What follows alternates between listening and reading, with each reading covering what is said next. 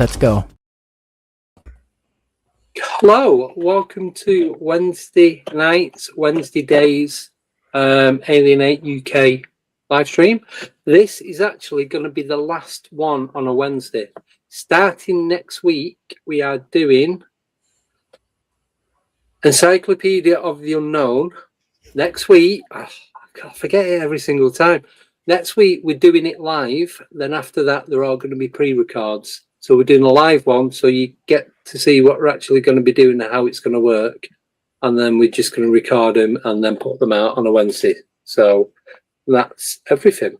For now, I do have another update, but I want to talk with the guest because he's only on for 60 minutes. So I just want to do a big welcome to Paul Dale Roberts from is it Sacramento. You from? Yes, Sacramento, Elk Grove. Yeah, they're together. So he's over like the West Coast, California, San Francisco, up that way somewhere, I think. So I would read out your bio, but I think just reading that out would take longer than 60 minutes, to be honest, because there is a lot on there. So a shortened version is using the military. You're a esoteric detective when it comes to the paranormal. You've done dancing. I don't think there's anything you haven't done, to be honest. There's a lot on there. It's a life well lived. I mean, you know, as I say, if we have a bio like that in 20 years' time, I'll be a happy woman.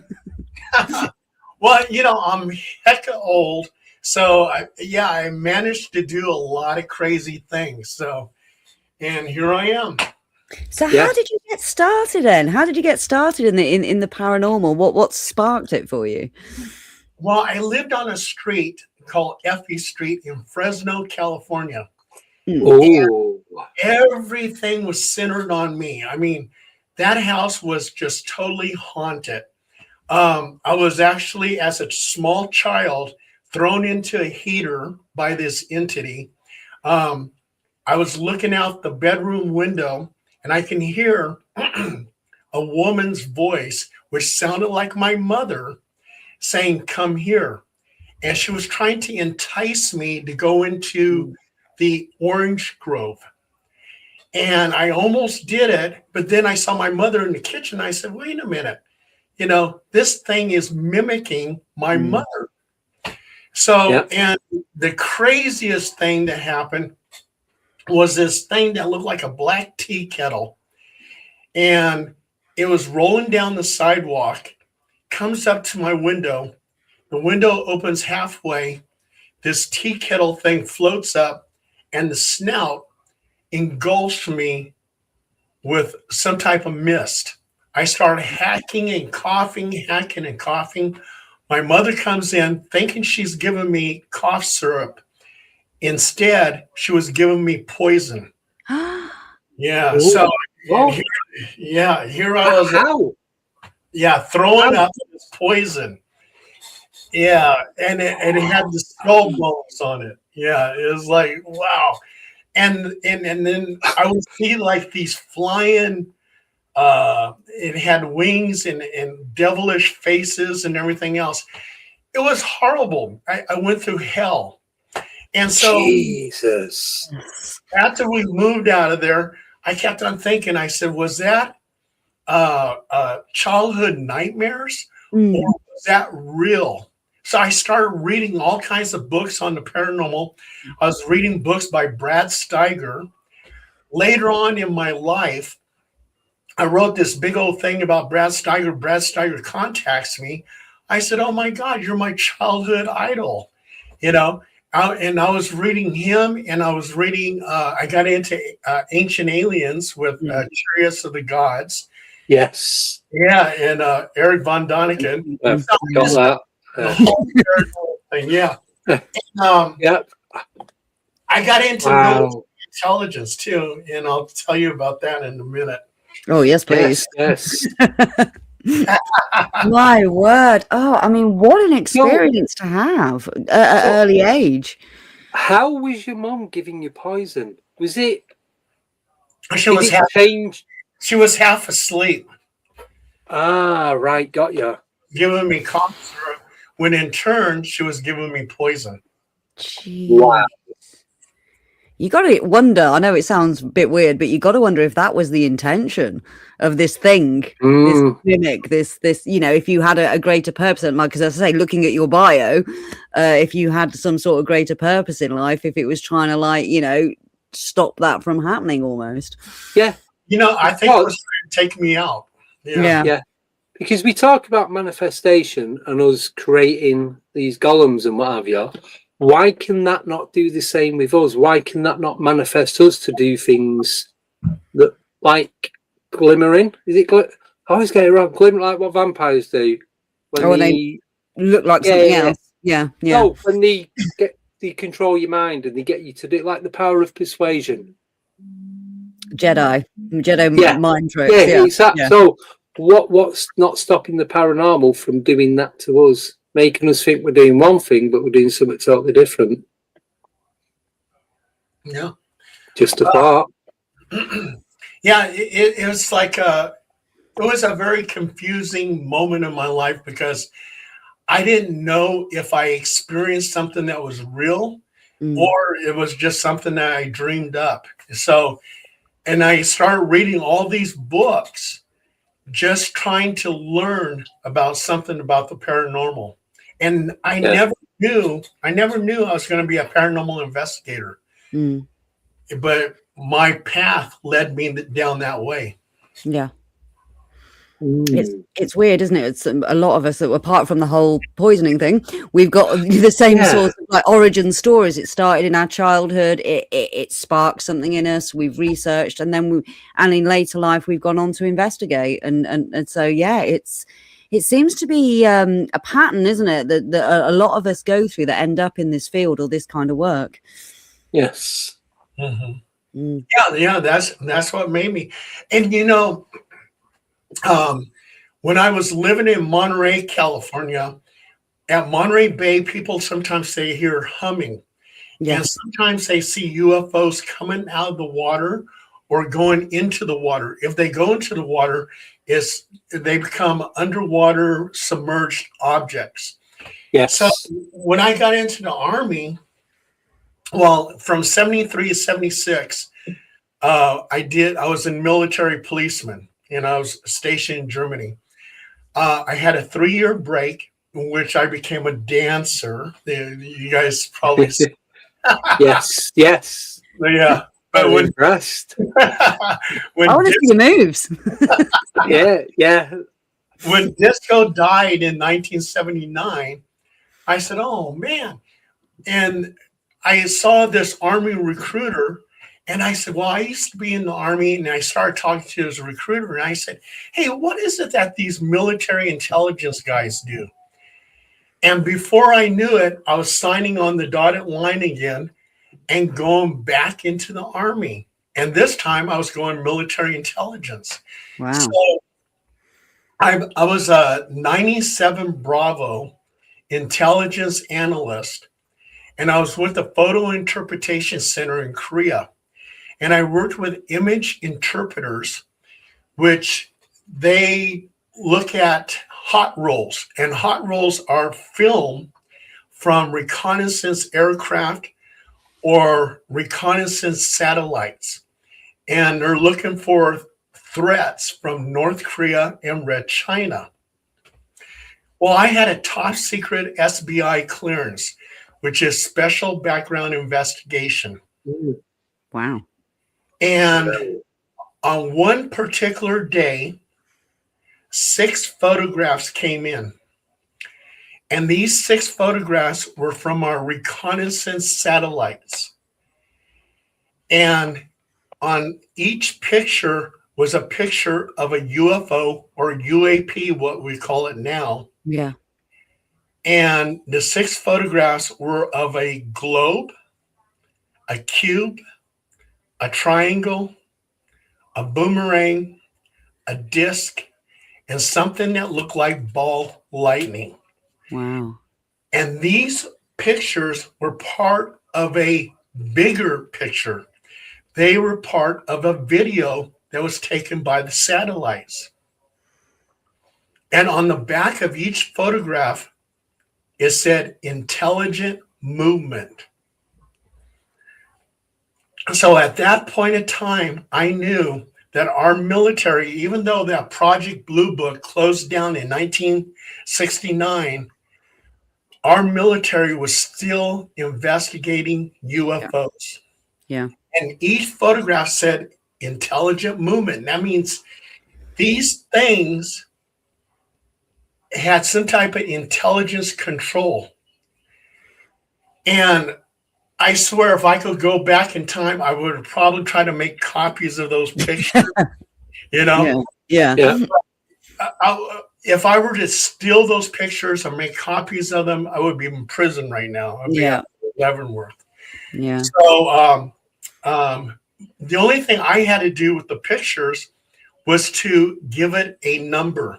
And it went to the DIA, Defense Intelligence Agency. And from there, it went to the CIA. And from there, it went into a black hole and disappeared.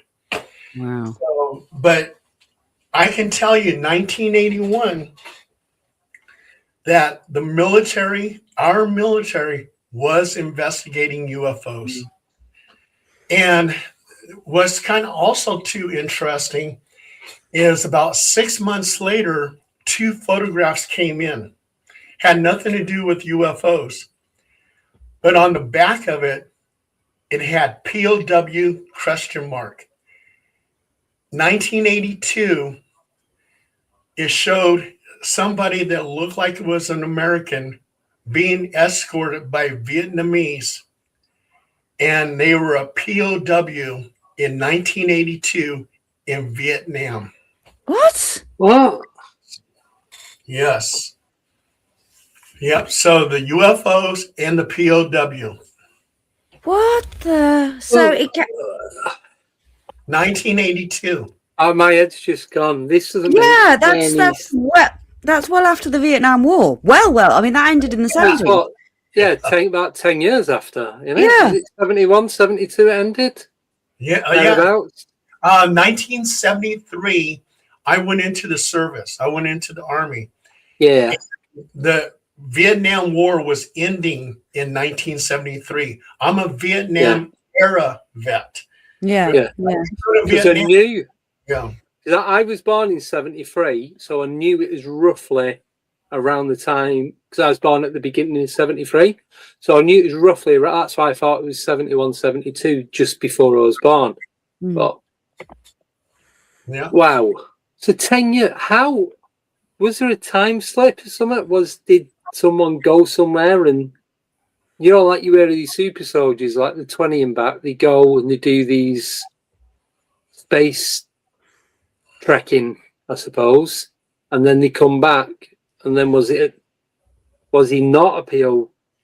Was he getting debriefed from a mission that he's been on? He was handcuffed and he was walking with Vietnamese soldiers. So, yeah, definitely, possibly an American POW, 1982. And what's kind of interesting is the Special Forces Green Beret. There was a couple of those soldiers that said that POWs were still in Vietnam. And I saw the photograph. So, yeah, it seems that way.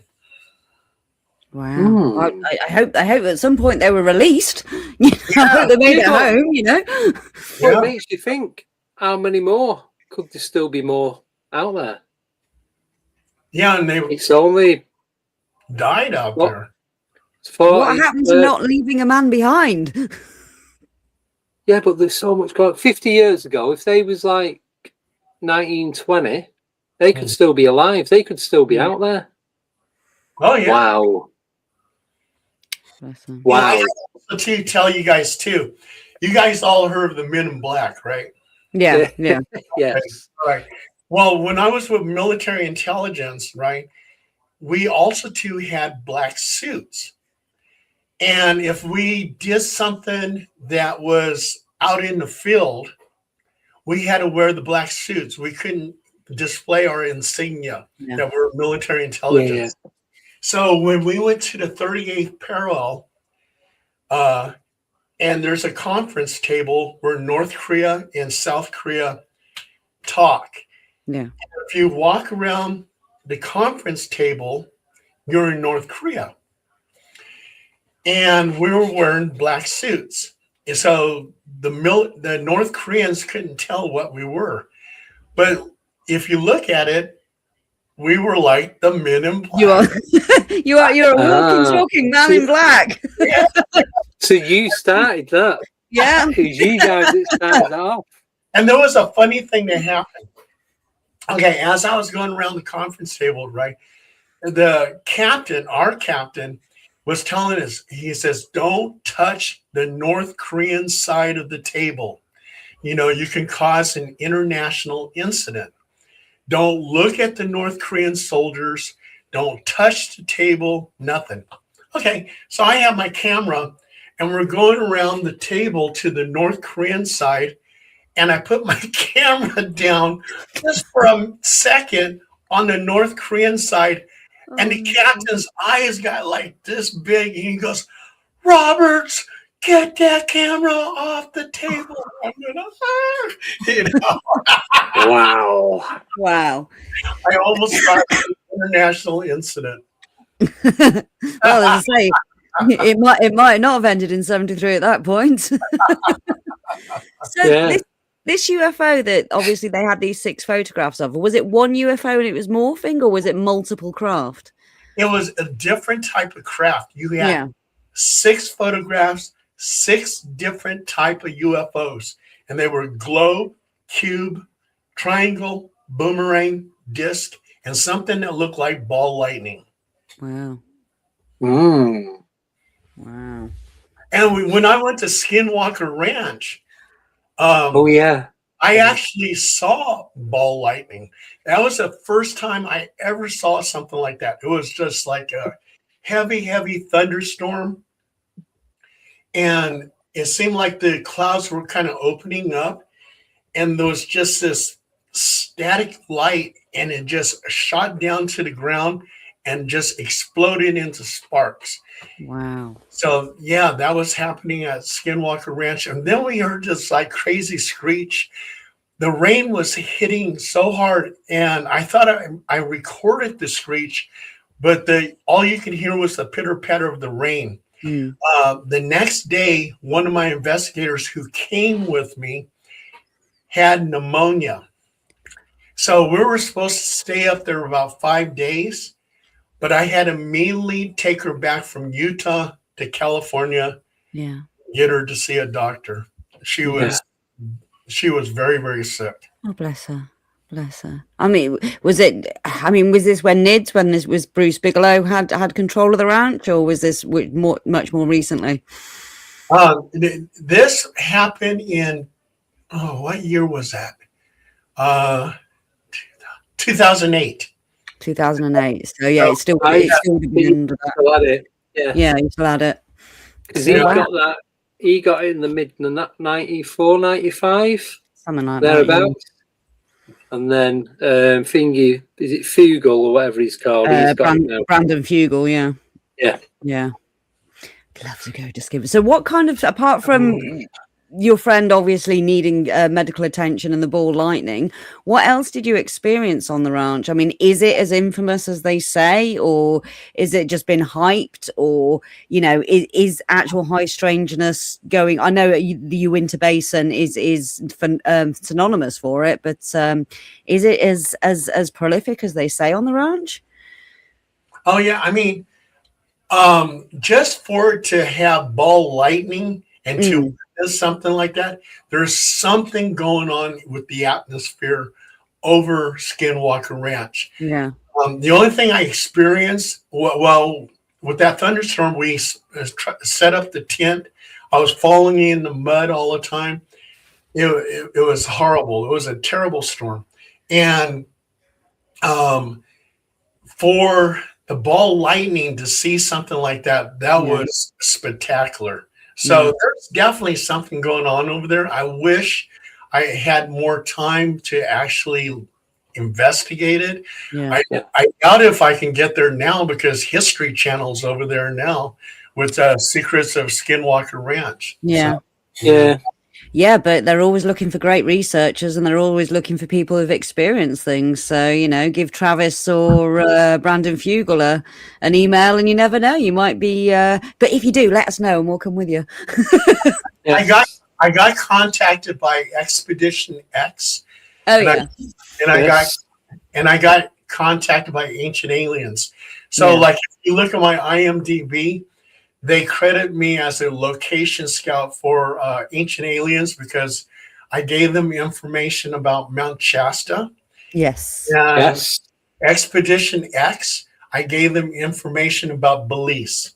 Mm. So I got credited as a location scout. Oh, Wow. not bad. That's pretty good going, isn't it? That's So, good going.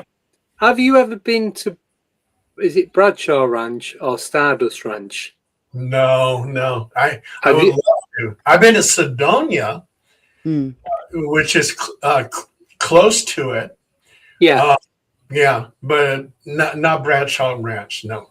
No, but the Stardust one in Rainbow Valley, Arizona, is supposed to be just everything. You think it makes?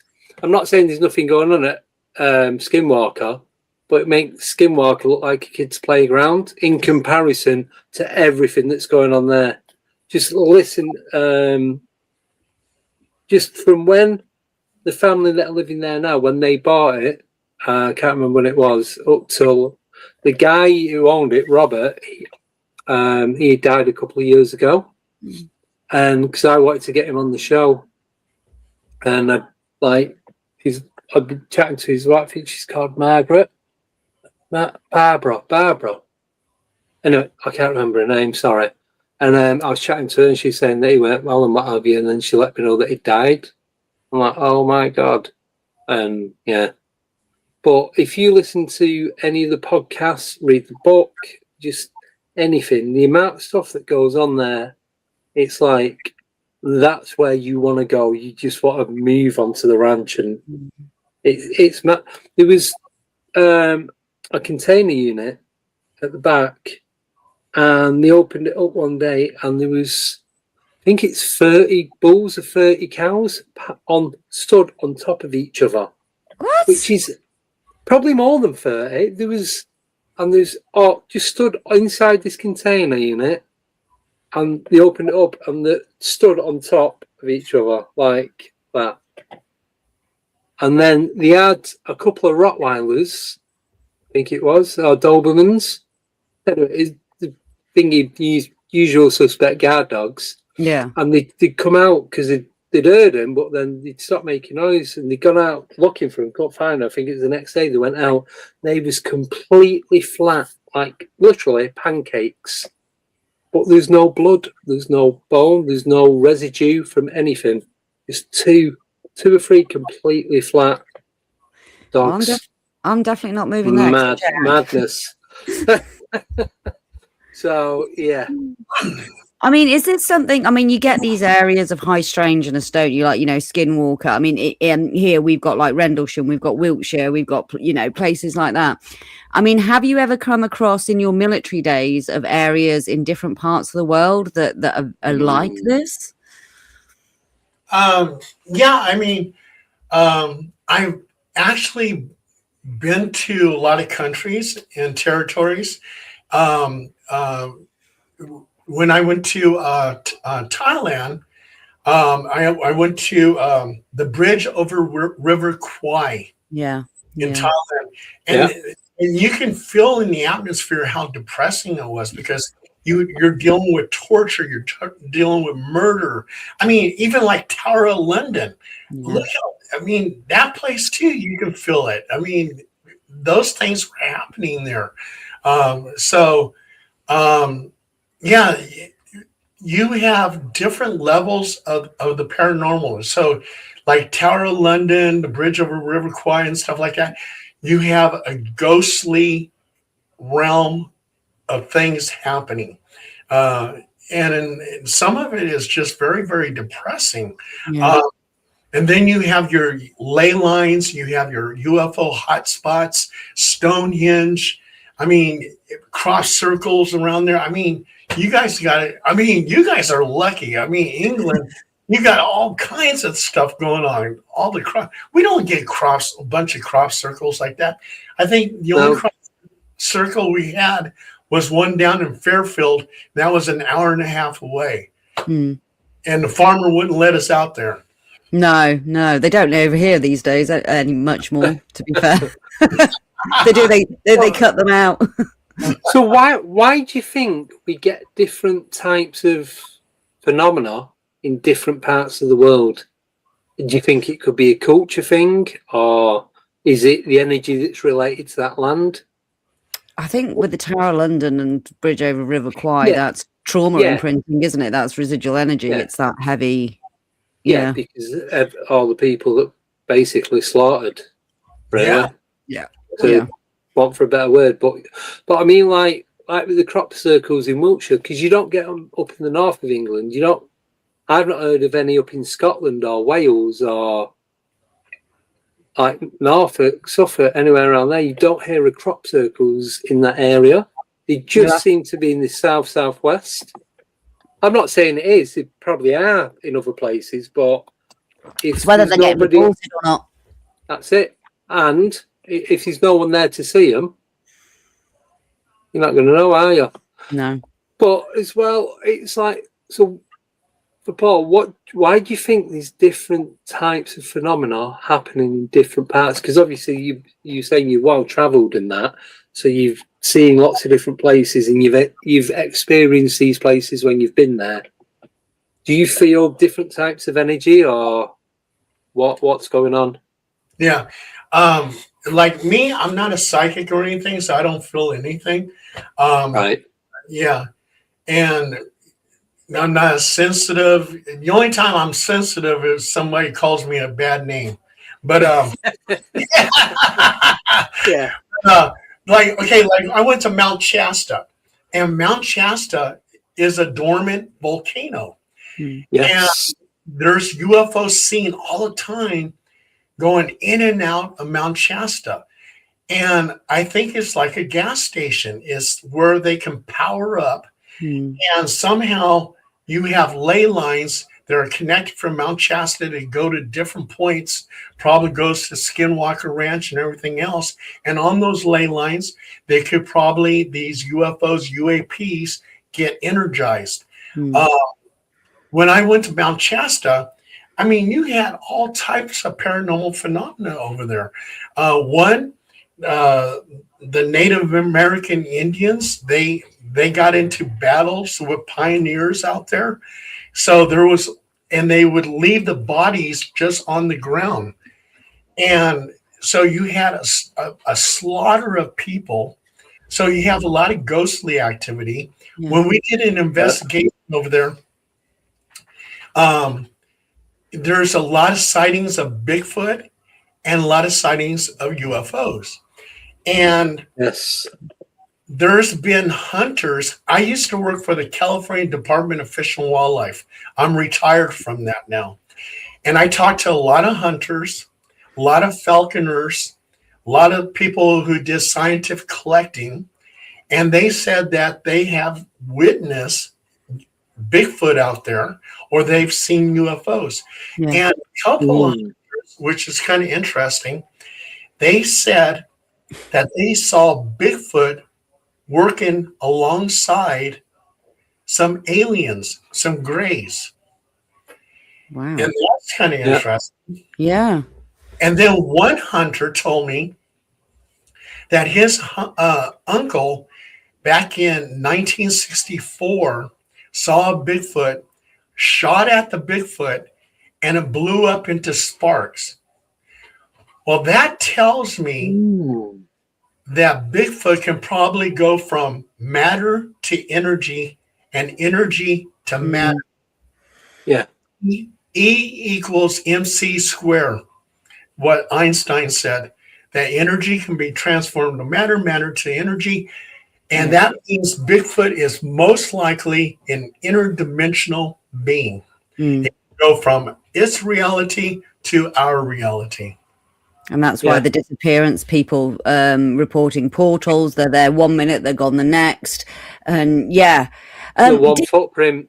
the one footprint. What is that? It's just like, did you ever, when you were working with the wildlife and in the national parks, did you have any experiences with people going missing, like the missing 411? Was that something you experienced? I've heard a lot of stories, especially in Mount Shasta. One of the, oh my gosh, the two missing reports that I heard about. One is of a small child is walking with his family down the trail, and then all of a sudden just vanishes. Well, they find him 30 miles away without any shoes. How in the heck did he get 30 miles away with no shoes, walking on jagged rocks, walking around stickers and everything else? And he's 30 miles away. And then when they talk to him, he says, well, grandmother helped me. Okay. Yes. Yeah. And then I was just robot grandma. Yeah. And it asked the kid to do a poo in yeah. some tissue. Yes. This is true. So Gerald and Jane, Midwest, Heidi Pop, it's a massive thing, like on the central to west of America. It's a massive story. Yeah, and he said, he goes, it looked like grandma, but didn't quite act the same. She's very robotic, the way she moved, the way she spoke. And both me and Gerald wrote robot grandma. Yeah. Chat Robot grandma. Yeah. Robot grandma. There you go. And then straight after. Yeah, there's a lot of strange things that happen at Mount Shasta. There was the other one where the three experienced hikers, the Native Americans tell you do not go above the tree line. Yes. Yeah. Because you'll wind up vanishing. Yeah. And sure enough, three experienced hikers that go above the tree line, nothing but snow, and you can see the footprints. And the very first man, bam, vanishes. Gone. Yeah. Gone. And a lot of the rescue team that went over there, one of the rescuers says he either went up or he went down. Down. It was only a few feet ahead. He was only like over the brow of the hill, and his mates were just behind him. And there was just literally footprints, then gone. Bush. Yeah. Gone. Just gone like that. It's a sacred area, isn't it? They say don't go above there because that's where the spirits live. You know, that's their home. We don't go up there. It's sacred. Oh, so, very difficult. Oh, let me tell you about my investigation over there. Ooh, okay. Yes, please. Oh, yes. Okay, here we go. Go. Okay, we did a Bigfoot hunt. And so wood on wood is how they communicate. So you pick up a branch and you take that wood and you hit it against a tree maybe 3 times. Okay, so I did this a couple times. Then all of a sudden, and I had my 2 investigators in front of me, I could see them. And right behind me, there was nobody there, but I heard 3 rocks hit the creek. Communication back to me. Wood on wood, I hit the tree 3 times, and this creature picked up a rock and threw it into the creek 3 times to respond to me. A bear can't pick up a rock and throw it into a creek. I mean, to me, it had to be Bigfoot. It's intelligent response. Yes, intelligent response. And then we had Holly DeLauder, and she is the former secretary of Sylvia Brown.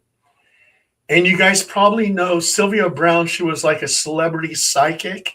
She's written a lot of books. She's very, very popular. She's dead now. She died. Bless her heart. And anyway, Holly DeLauder, her secretary, was with us. And as we were walking, Holly was good as a psychic. And she would pick up on things and she would go, Paul, take a picture of me. I said, how come you just want a selfie? She goes, no. She goes, just take a picture of me. There's something behind me. Mm. I said, okay. So I snap a picture. With my naked eye, I don't see nothing. And when I look at the picture, there's a disc and it's tilted just like this behind her. So I take a picture of a UFO. And that picture went around the world.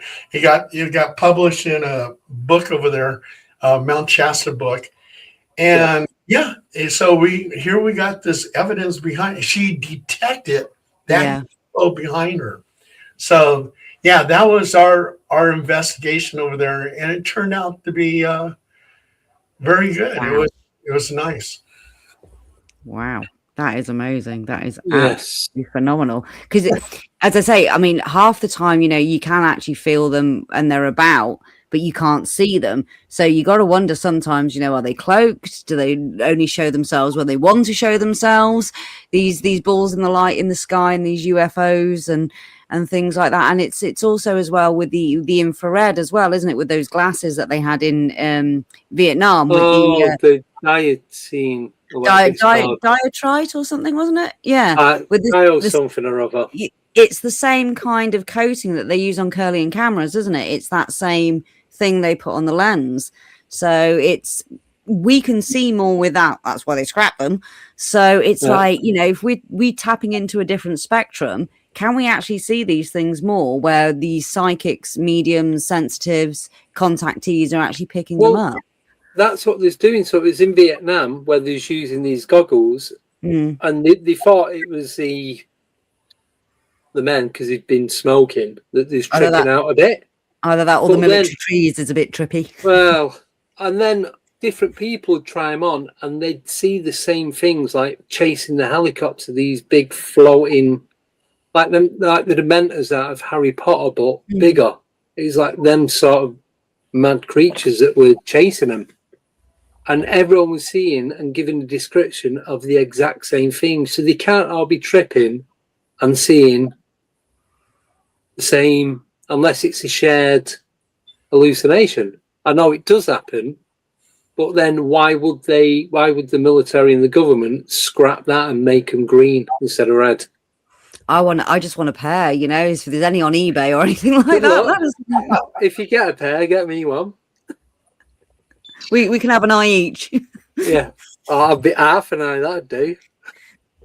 So, I mean, did you hear of this? Obviously, because that is you're a NAM vet. Was that something that was still going around when you joined, or had they scrapped that technology by that point? Repeat that question again. You have me confused on that one. The night vision goggles that they had with the red diatrite glass, the people were seeing all these creatures, UFOs. Cool. On. Yeah. So, I mean, did they have that technology when you were enlisted, or no? We didn't even have night vision goggles. I have night vision goggles as a ghost hunter. Yeah. I've seen like orbs and stuff, but orbs can be almost anything. Yeah. It could be dust, it could be skin flakes, anything. So, but hey, I got to tell you something about orbs, though. Okay, and I also too, I got to tell you, I love your accents because sometimes I have to really listen closely. Go, what did she say? Oh, I got it. Okay. So anyway, with orbs, I do it when I do an investigation. There was an investigation in where we had a ghost named Emily, and Emily was known to drain the energy from the occupants. Yeah. She would just make them feel fatigued and tired and everything else. So when we were doing our investigation, one of my investigators says, "Paul, I need to sit down. I feel like my vertigo is all off balance. I feel like I'm going to faint." I said, "Dang," I said, "I wonder if Emily is doing that to you. I wonder if she's draining your energy." So I said, "Emily, if you're listening to me," I go, "kiss him on the mouth." So 3 of us with our camera, we snap a photo and we get an orb on his mouth. Wow. Oh, Oh my God. Back in my military intelligence days, intelligent movement. And I said, Emily, if you're listening to me again, I said, sit on his lap. I snap a photo, one camera, and there's an orb hovering over his lap. I said, oh my God, that right there, intelligent movement. I mean, it's listening to my commands. So now when I do an investigation, I'll put my hand on the wall and I said, if you are a ghost and if you're real, appear by my hand. And I swear I get pictures when I'm at a haunted home of an orb on my hand showing intelligent movement. Wow. Wow. See- Let's try that one. see that for me, orbs makes a lot of sense. There's one guy in America who used to contact me like 2-3 times a week, and he would swear blind. He'd get all these orbs in his apartment. I can't remember whereabouts in the US he lived. And he was told that these orbs are Native Americans. So when they go from an orb to like their spirit, they're only little, like couple of inches tall. And he sees them running around his apartment. But he says, with the photograph that he's got of the orbs, if you zoom right in, you can clearly see Native American faces in these orbs. And as well, I spoke, and I've interviewed him a few times, Costa Macraeus, who does E.T. Let's Talk. He does a lot of the CE5 stuff. And there's one of the photos, I wish I still had it. And he took a photo and he stood there and there's nothing. You can see bits of dust. And then he said, right, if she's did this like manifestation, took another photo and it's like he's in a bubble bath. It's like they're everywhere. He goes, yeah, some of it is dust, but if you zoom in, you can actually see faces in these orbs. I gotta tell you something, Andy. You hit the note right there. Okay, I did an investigation over at Del Paso Heights in California. Yeah. And I took a picture in the backyard and I took a picture of 2 designer orbs. Designer orbs are the ones with the intricate type designs inside the orbs, like a snow. Yes. Yeah. And I enhanced it and I saw dog faces in the 2 orbs. So I asked my investigators, I said, hey, come here. I said, what do you see in these orbs, these designer orbs? And she looks at it and she goes, oh, I see dog faces. There's a dog face there and there's a dog face there. I go, yeah. Okay. So I took it back to the occupant and I said, what is it you got in your backyard? And she goes, I got lemon trees. I go, okay. I said, besides lemon trees, what else do you have in your backyard? She goes, my 2 dogs are buried back there. I go, okay. There you go. I said, take a look at these pictures and tell me what you see. And she looks at them and she starts crying. I go, why are you crying? She goes, those are my 2 dogs. Oh. Yeah. Something like that I could deem as paranormal. Oh, yeah. Definitely. Yeah. Well, so my take on orbs is, if your energy, what's the easiest shape to manifest into, to then change into whatever it is you're going to be, is a ball. I know this is going a bit out there, but it's like you make a snowball, you get the sort, you compact it and you make it into a ball. A football is, or soccer ball. It's the easiest thing to do. Like with rugby balls, you go all over the place. You're not going to make a square snowball and try and throw it, are you? You're not going to, like bubbles, like when you blow bubbles, like washing up liquid and all that. It's the easiest shape to, like natural shape, is a sphere. So the energy to become a shape, the easiest shape, I believe, would be sphere. It just makes so much more sense. You can, and whether it's for travel, and I don't know anything about physics or anything like that, I know little bits, but it just makes sense. And that's why, with what Paul was saying before about Bigfoot and UFOs, and then you'll see an orb, and then there's a footprint that's left, or they've gone behind a tree, then nothing. You don't always see the orbs or the UFOs, but there is a very strong connection, and loads, hundreds, thousands, if not millions of reports of all these things being seen at the same time. And you get the same response from like experiences. They'll see an orb, they'll see this, they'll see that. Where I used to live, just quickly, Milton Keynes, there's a video. I was house sharing at my mates, and I was on the second floor. I was just doing a little crappy video going, this is my room, you know what I mean, just thinking about. And as I open the wardrobe door, you see an orb just come, slow down, and then go between the gap where the door hinges into the edge of the wardrobe.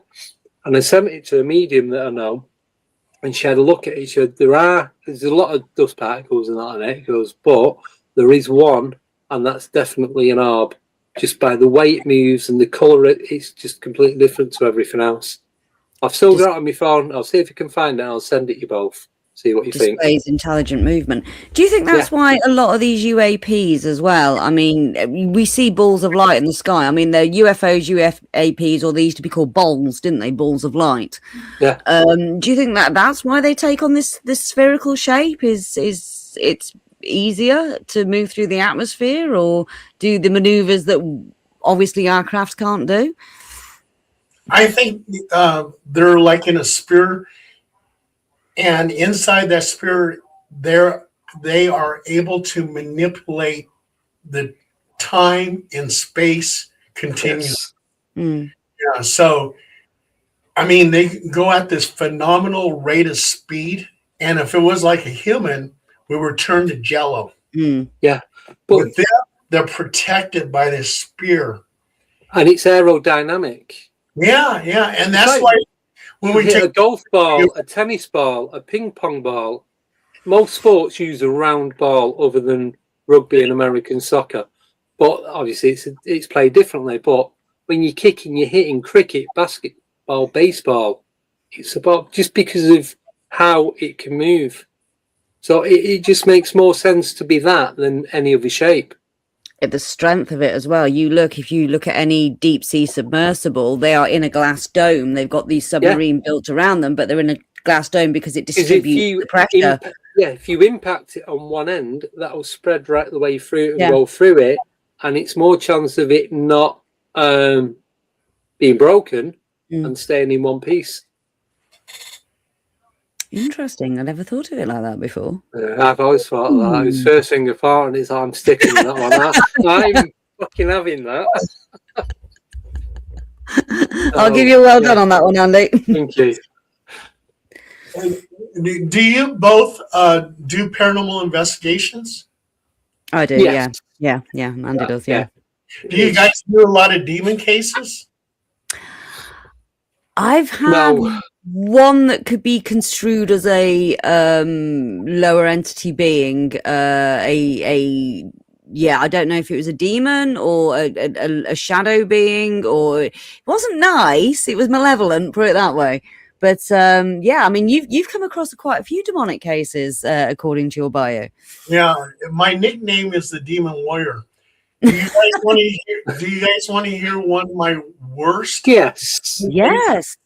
Buckle up, guys. This is going to be a bit of a ride. Yes. Get the marshmallows ready. Okay. That's campfire. Let me light the campfire first. If it's not hellfire, I don't mind. We'll stick with the campfire. Just a little one. Well, when I was a brand new paranormal investigator, I was in the Stockton area in California. And I get this phone call, and it's a lady who says she has a demonic force in her house. And she's near Stockton. So I said, well, I could probably drop over there and check things out. And at that time, being a paranormal investigator, a brand new one, I was very excited. One thing I learned, you never go to a place by yourself.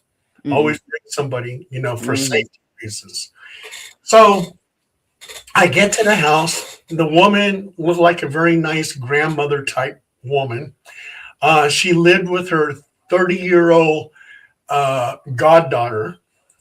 So the two of them live in that house. She says around about 2 o'clock, 3 o'clock in the morning, I see like a black mass in the hallway. And this black mass attacks us. Well, they both showed me bite marks on their neck and on their chest area. Mm. And I started wondering, I said, I wonder if they gave those bite marks to themselves. Mm. And I was just curious, but I kept it to myself. And so I had my laptop and I was interviewing her and, get more details of the story. And all of a sudden her face distorted to something more evil. From this nice grandmother type woman, she now looked evil. Oof. My eyes. And I said, oh, this is kind of weird. And then she goes, Paul, she goes, I have dreams. And I said, what kind of dreams? She goes, I have dreams of killing men. Mind you, I'm the only man in that house with these two women. So now Yeah. I'm pouring down a little bit of sweat. I'm getting a little bit nervous. Yeah. I said, how are you killing these men? She goes, by taking a baseball bat and bashing their brains out. I go, what? So I'm over there still doing the interview. 15 minutes later, I look towards the living room and the goddaughter's holding a baseball bat with this look on her face like the Joker and going around and around and around with this baseball bat. I go, holy. I said, you know what? I said, this story is so fantastic. I got to get it to my publisher. Yeah. I live right down the street. I'll be right back. Oh. They said, are you sure you're going to be right back? I go, yeah, I'll be right back. Man, I got in that car. I left my cell phone in the house. I took off. And, I'm not afraid of ghosts, but I am afraid of a 30-year-old woman with a baseball bat. Who's just told you she wants to kill men. Yeah. Yeah. I think that's more inner demons going on there. That was my scariest demon encounter. Wow. I'd go to far and name that the bunny boiler experience. Wow, yeah. It'd be summer.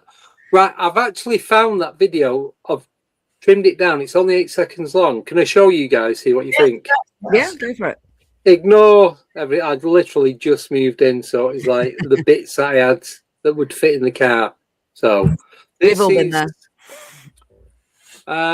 So this is 2015, so about 10 years ago. So Just got to make me there. That's it. So did you see it? It was a bit quick. It looked like a reflection, like something glinted, like it reflected in the light on the door for a second. That's Sorry, what I thought. Yeah, that's my skeptical debunking brain. I thought. But if you I can't slow it down on here. I suppose I could if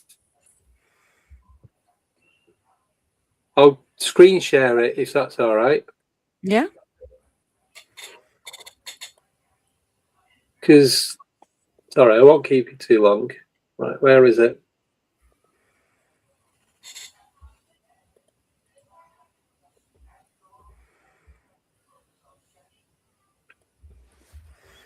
So, I'll just get it ready at the point, and then I'll do it frame by frame. Sorry about this, Paul. Yeah, no, that's okay. I'll just be really quick with this. Yeah. Grandizer 12, he says, Paul, with you in California, have you ever investigated the popular Doris Bither case? What is your take on that? A factual case or fake? I'm not even familiar with that case. So now I have to look it up. I'm going to write that down. Doors. Yeah. Oh. Okay. You've got a mirror there. So you got a mirror there on the door, on the wardrobe. Where? Yeah. No, there's no mirror. Is there no mirror? Oh, is that the bed? Oh. Is it? I can see a reflection of the bed. Yeah. So that's a mirror, but that's pointing to the opposite wall. Okay. But if you look, it comes from inside. I can see light reflection on that side. Here on the door frame. So you can see it there now. Yeah. And that's inside the wardrobe. Oh. But you've also got light reflection here on the door frame, so it might be just a refraction from the mirror. And as you move the camera, it's the lights move. That's just my investigator debunking brain. But so if I go, so it comes from behind there, and it comes down and across. Right. Okay. So if I do it a bit quicker, you can kind of see it. And then it's gone. Yeah. So for me, if that was a reflection, that would carry on going across and onto the bed, would it not? Not or necessarily. No, it's reflecting off the mirror. And then it'd go in front of the bag, but it doesn't. It kind of stops around here. Yeah. That's the only.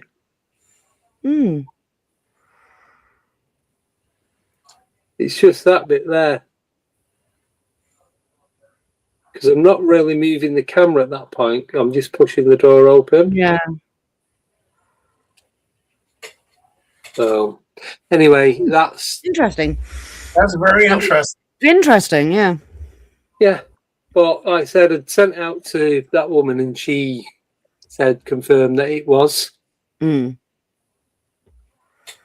But I think for the size of it, 'cause it's quite big, it'd be too big to be a reflection. Would it not? Because I've got my phone this way, so it's not lens flare, because you can see the difference with lens flare. It just seems a bit. I'll just play it. The door open. Just got a big bit there. That's it. Interesting. I don't know. Yeah, there's got a mirror. There's a mirror that side, and then there's a fish tank there. But when I open it, obviously you can't see the fish tank. No. So I don't know. I just thought I'd share it. It's interesting footage. It is interesting footage. Yeah, there's something, whether it's paranormal or not, don't know, but that's my one of only 2 orb either images or photos that I've ever got. I think the only one I've seen with intelligent movement was at a place called Whitsunds Bay Fort, and it was one of Palmerston's Follies. So it was built for the Napoleonic Wars, and then it was used during the Second World War as a radar station, and also the Americans were there to shoot down the Luftwaffe when they came over Plymouth. And we were in that area. We caught a shadow figure or a photograph of a soldier in a blast hat on the back wall. And when we were in there and we were calling out, you saw these dust orbs coming down and they fall down. But there was just this one that literally came from the back of the battery tunnel, turned around, and then literally just went out the door. And it was just like, okay, that's a bit weird. We're going to flag that for intelligent movement. I mean, no bugs or anything that we could see at the time, and it just literally just appeared and just kind of went just slowly stopped and then went out the door. Yeah. I'll see if we can find the full video to that. Yeah. Because it's about minute 10. So have we got any questions for Paul? We have. So I'll get them. So the first one, I know, the first one and the 2 after it are both from Grandizer. So, question 1: Paul, prior to having your first experience, what was your opinion on the paranormal world stroke genre? A bunch of hogwash, legends, or something else? Okay, let's say my demon cases. Out of my demon cases, I would say about 40 are real. 40 out of 100 are real, and the other ones are hogwash. Yeah. I mean, demon cases, 40 demon cases, that is a massive number. I mean, a massive number. I mean, what is it like investigating something like that? I mean, is it something you have to be more careful of with attachments and because obviously you're fighting against, you know, it is the ultimate battle, isn't it? Good versus evil. So is it something that you found whilst you're dealing and helping with these people with these cases? Has it something that's come back and infested your life as almost like a you shouldn't be poking your nose where you're not wanted sort of thing? Well, what I do is if you have an attachment, I give you a full submersion baptism, which is a basic form of exorcism. Yeah. I do a Roman Catholic house blessing, and I'm very successful with that. A lot of issues with demonic cases are mental issues. There's some situations where I had to get my investigators out of there because I felt like they were in danger. Yeah. We've been to cases where it's a demonic case and they're hoarders. So we get to the house, they pulled out the toilets and put the toilets in the garage, and they do defecate in the garage, and totally mental stuff. Yeah. I had this one guy, he had a huge flashlight, and he was pounding the flashlight against the wall and making the light hit and thinking that a portal would open up and a demon would come out. He did so much, he was pouring sweat. And then he looked menacing with that flashlight. And that's when I got all the investigators out of the house. I said, okay, everybody out. Yeah. Time to go. Yeah, it's not the dead you got to fear; it's the bloody living. It is. Wow. I think one came up and said it was the entity case. It was that one he was talking. The case he was talking about, the one that they made the film The Entity from, also known as the Entity Haunting. Yeah. 1974 investigation in Culver City, California, experienced by a woman named Doris Biver. I never investigated that. I watched the movie. The movie's incredible. I would love to investigate that. Cool. Right, and the next question, which will be the last one, because we're just over the hour mark. Yeah. Paul, did you ever read that some French POWs from the famous Battle of Dien Bien Phu, is that right? 1954, were released in the mid-70s to think there were some alive since 1954. I mean, I heard that rumor. I don't know. I mean, it's possible. Yeah. I mean, they had an American POW in 1982 in Vietnam. Anything's possible. Yeah. I know. But yeah, it's the ones we don't know about. That's what makes you wonder, doesn't it? Yep. I think there's a lot we don't know about, I think. I know. There's definitely something going on. So quite the main. So because you're going to be the last guest coming on a Wednesday, I'm going to ask you what we call the question. So, if you was to get the opportunity to learn everything there is to know about the paranormal, if it's all connected, where it goes, where it comes from, how it works, the whole lot, would you want to know? Oh, absolutely. I used to wonder, I said, if a UFO landed in front of me, would I go inside? I would go inside and just beg that they don't probe me. Yes. Yes. Yeah. Have that boundary in place. That's good. Yeah. Would you? Yeah. So this is my argument. So I wouldn't want to know, but this is the reason why. Because once you know the chase is over for you, there's no mystery to it anymore.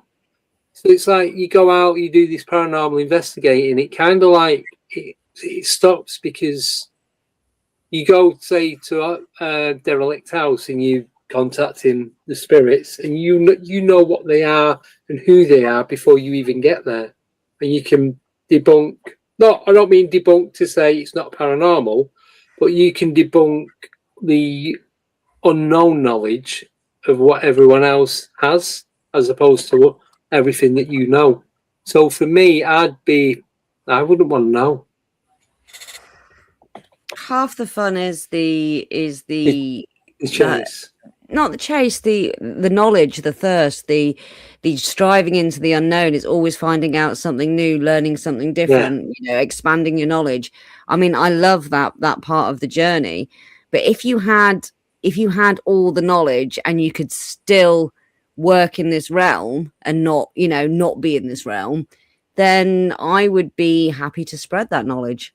So, Yeah, but it's like when I've seen them UFOs, it'd be like, I'm like, oh, looks like an air balloon, blah, blah, blah, blah, blah. But if it's like, if I knew, it'd be like, oh, that's a craft from wherever.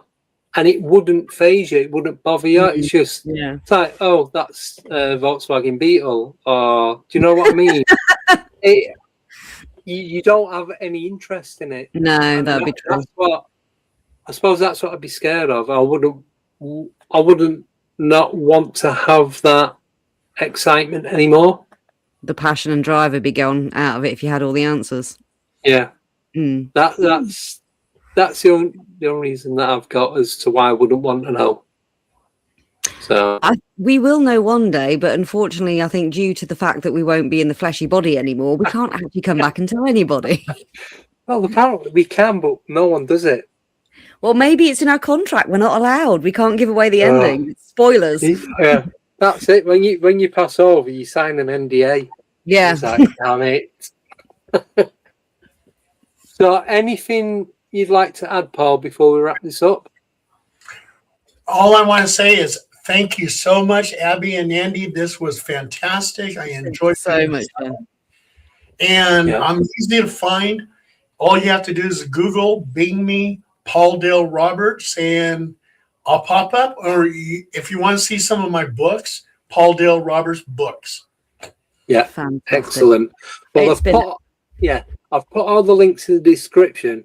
Also, another thing that threw me, you've got a paranormal hotline for your investigating. Yeah. And it's like, wow, it's like proper Ghostbusters is what I thought. Yeah, I don't know anyone else who's got one other than like email address and all that. This is the actual California phone number. So that is amazing. Yeah, I was impressed with that. Hey, have you guys ever kissed a Blarney Stone? No, not been over to Ireland. Not for 20 years. But no, I was wrong. Other part of Ireland I went to. So yeah, I've been in both, and I lived there for 6 months and still didn't do it. So don't judge me. That place is very haunted. In fact, that's my certificate right over there of kissing the Blarney Stone. Oh wow! Oh, yeah. Excellent. Oh, fantastic! Oh, that is amazing. Need to add it to my bucket list. You do definitely. When I went to England, I enjoyed it. England, I stopped over at Cardiff, Wales. Went to Scotland, Edinburgh, Scotland. Then I went over to Ireland, and I went to Newry, Northern Ireland.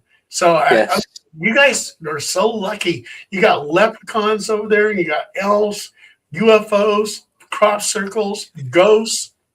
Man, you got it all. Yeah. And apparently Bigfoot as well. More and more sightings of Bigfoot in the UK. So if he's interdimensional, then he's popped over. And you got Loch Ness Monster. We do, Yes. You've got Champ. Oh yeah. Yeah. Tahoe Tessie. Yeah. Yeah. And you've got what's the other one up in British Columbia? I know it's like Canada, but you the Ogapoko, is it? Oh yes, yeah, Poco. Yeah. yeah, Is that it? Yeah, I can't remember if I said it right. Bingos. yeah. Yeah. See, Yeah. Skinwalkers. Skinwalkers, the Yeah. lot. You know. Yeah. So Bit of a chupacabra if you go into the south. Yeah. yes, Yeah. see. Yeah. So we've both got our share of different types of entities. So there's a bit of a balance going on.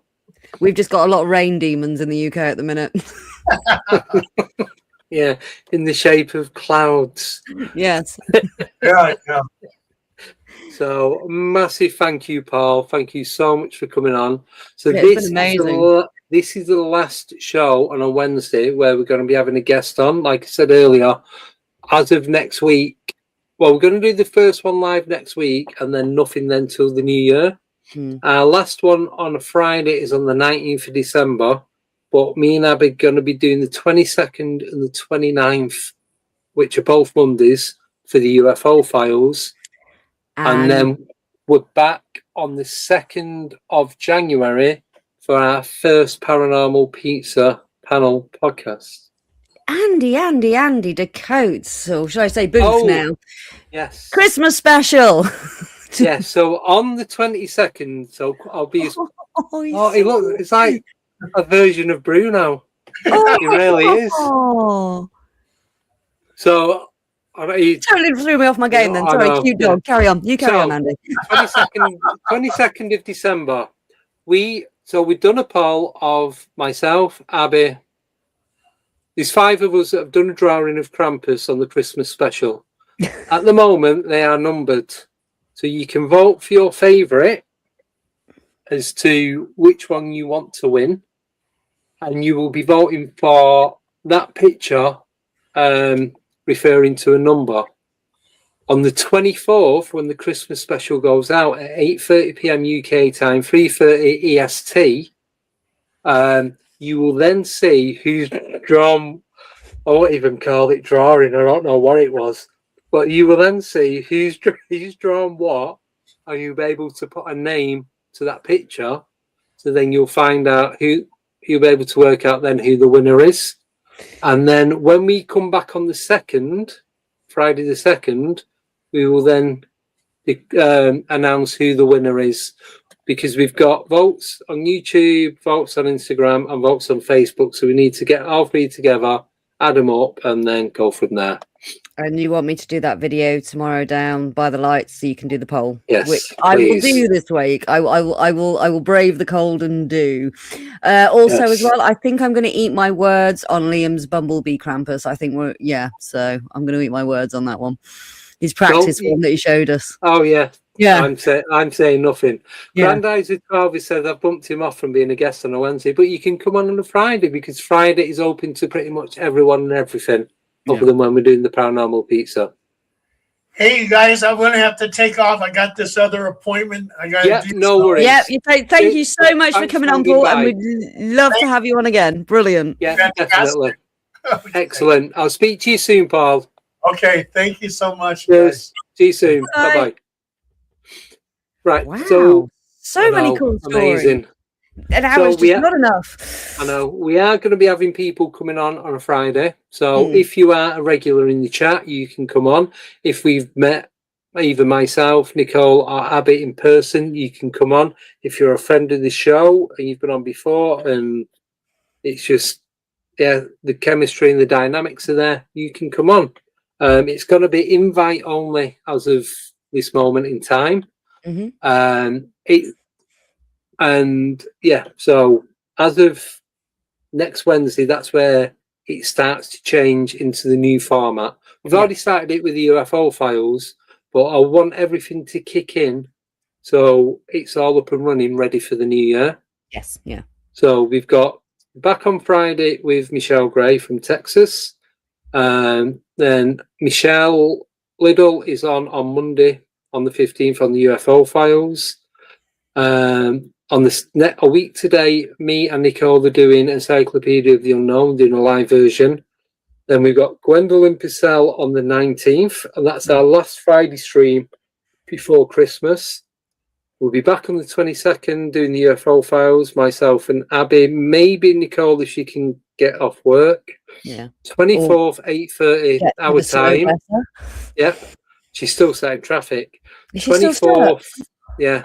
Christmas Eve, 8:30 is when our pre-recorded Christmas special will go out. Between Christmas and New Year, me and Abby are going to be back on the 29th. I think we should cover Rendlesham on that because of the... It happened that time of year. Yeah. And then on the 2nd of January, we'll be kicking off with the Paranormal Pizza, and then it's going to be Monday, Wednesday, Friday. Other than the 9th, there's not going to be anything on Friday the 9th because I'm doing Parami online for Neil Packer. Oh, yeah.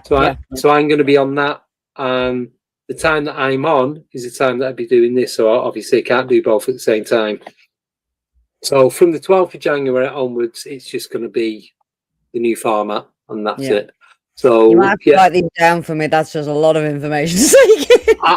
I'm looking at the calendar and it's empty. I just need to know the dates. I've not actually wrote anything in, but I'm going to be sharing this. So I've opened a new calendar that I can share out to people. Yeah. So I'm going to share that with you, Nickname, and Nicole, so you can see exactly what's going on and when. And that is it, my friends. So thank you so much for hanging fire. Oh no, one more update. I'm so shit. It's unreal. So it's hump day. What can you expect? Executive decision by myself. I've decided that after this is the last stream that's going out on podcast. So Apple, Spotify, Podbean, all of them, because of how much that costs a month, I want to put that money in back to YouTube rather than going on to different platforms and concentrate on YouTube and nothing else. Yeah. So then improve this and do more stuff on it and just create better content for you guys. So basically that's costing 250 quid a year, which I can put into this and then just up the game a little bit more. Yeah. So and it also goes into trips and stuff like that, you know. And creating content that way and collabs and meetups. And when wires break and I've got to buy new wire and like leads and cables and all that, and they only cost a couple of quid, but when you've got to buy like 3 or 4 at a time, it ain't cheap. So it all goes to this, and I don't actually gain anything from it. No.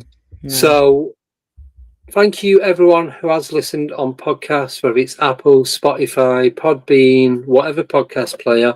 This is the very last one. If you do want to watch or listen back, you'll have to come and find us on YouTube. It's just Andy Booth -Alienate UK. The handle is going to remain Alienate UK. I've decided to use my real name because I'm not going out decoding anymore. Because that was a play on words. That's why I use that. I just want to do it as me because now I've got into it and I'm being myself and I'm doing it. It's just worked. It just worked this way. So I'm being happy Easter. So I'm just doing it as me. So it's Andy Booth, Alienate UK, and that's it.